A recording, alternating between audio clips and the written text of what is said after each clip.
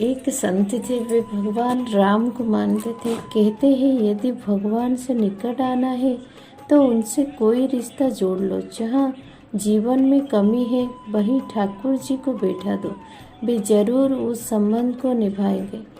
इसी तरह संत भी भगवान राम को अपना शिष्य मानते थे और शिष्य पुत्र के समान होता है, इसलिए माता सीता को पुत्रवधू के रूप में देखते थे।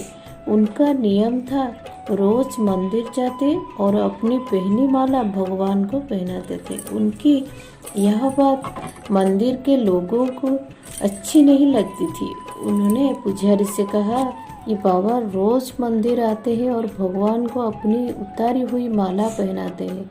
उन्होंने पुजारी जी से कहा कि वे बाबा से इस बात का विरोध करें। अगले दिन बाबा मंदिर आए और पुजारी जी को माला उतार कर दी, तो पुजारी जी ने माला भगवान को पहनाने से इनकार कर दिया। साथ ही कहा कि यदि आपको माला पहनानी है तो बाजार से नई माला लेकर आए, ये पहनी हुई माला ठाकुर जी को नहीं पहनाएंगे। वे बाजार के और नई माला लेकर आए। आज संत मन में बड़े उदास थे। अब जैसे ही पुजारी जी ने वो नई माला भगवान श्री राम को पहनाई, तुरंत वह माला टूटकर नीचे गिर गई। उन्होंने फिर जोड़कर पहनाई, माला फिर टूटकर गिर पड़ी।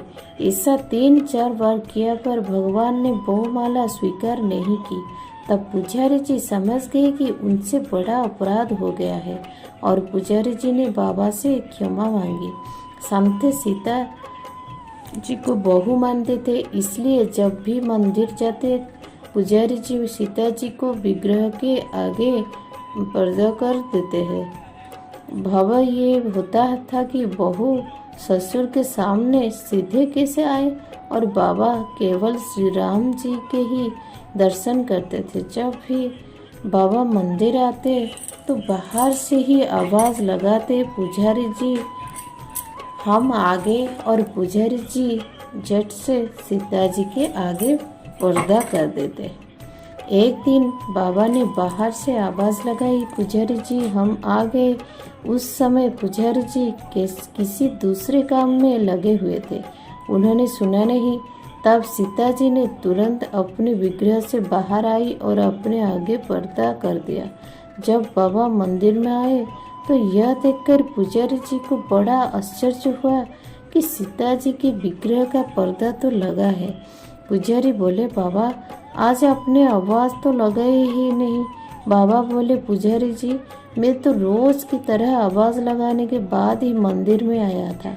यह सुनकर पुजारी जी और बाबा समझ गए कि सीता जी ने स्वयं अपने विग्रह के आगे पर्दा किया था।